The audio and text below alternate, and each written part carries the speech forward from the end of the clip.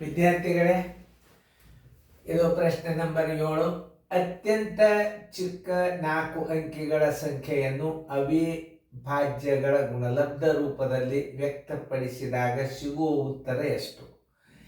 ಈ ಗಣಿತಗಳದಾಗ ಏನಿರ್ತಾವ ಅಂದ್ರೆ ಎಲ್ಲ ಥಿಂಕಿಂಗ್ ಪವರ್.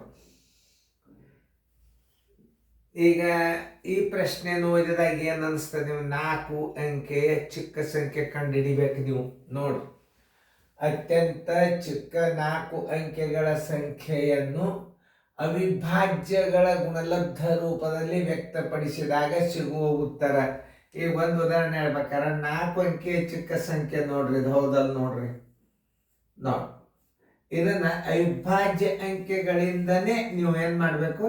ಬಾಕ್ಸೋತವ್ರು 2ರಲ್ಲಿ 4ರಲ್ಲೇ ಬಾಕ್ಸ್ಬಾರ್ದು. 2ರಲ್ಲಿ 2 5 100, ಮತ್ತೆ 2ರಲ್ಲಿ 2 150, ಮತ್ತೆ 2ರಲ್ಲಿ ಹೋಗ್ತದೆ ನೋಡಿ, ಮತ್ತೆ 2ರಲ್ಲಿ ಅಂದ್ರೆ 125. ಈಗ 2ರಲ್ಲೇ ಹೋಗಂಗಿಲ್ಲ, 3ರಲ್ಲೇ ಹೋಗಂಗಿಲ್ಲ, 5ರಲ್ಲೇ ಹೋಗ್ತದ. 5 2ರಲ್ಲಿ 5 5 ನೋಡಿ, 5ರಲ್ಲೇ 5 5 ನೋಡಿ, ಇಲ್ಲಿ 5 5 1. ಈಗ 2ಗಳು 3 ಇಲ್ಲೇ ಹುಡುಕ್ಯಾಡ್ರಿ, ಇಲ್ಲೇ 5ಗಳು 3 ಅವ. ಆದ್ದರಿಂದ ಉತ್ತರ ಸಂಖ್ಯೆ ಬರಬರಿ 2 ಗುಂಡ್ಲೆ 2 ಗುಂಡ್ಲೆ 2, 5 ಗುಂಡ್ಲೆ 5 ಗುಂಡ್ಲೆ 5. ಇದನ್ನು ಉಲ್ಟಾ ಇಟ್ಟಾನ. ಉತ್ತರ ಸಂಖ್ಯೆ ಸಿ. ನೋಡಿ, ಅತ್ಯಂತ ಚಿಕ್ಕ 4 ಅಂಕೆಗಳ ಸಂಖ್ಯೆಯನ್ನು ಅವಿಭಾಜ್ಯಗಳ ಗುಣಲಬ್ಧ ರೂಪದಲ್ಲಿ ವ್ಯಕ್ತಪಡಿಸಿದಾಗ ಚಿಕ್ಕ ಸಂಖ್ಯೆ ಎಷ್ಟಾಯ್ತು? 1000. 4 ಅಂಕೆಯ ಚಿಕ್ಕ ಸಂಖ್ಯೆ 1000. ಅವು ಅವಿಭಾಜ್ಯ ಅಂಕೆಗಳಿಂದನೇ ನೀವು ಲಸ ತಕ್ಕೊತ್ ಬರ್ತಿರ್ತಿರ್ಲ, ಹಂಗೆ ಬರಬೇಕು. ಅಪವರ್ತನಗಳಿಂದ ಭಾಗಿಸೋದು 1 ಬರೋ ತನಕ ಭಾಗಿಸ್ಬೇಕು.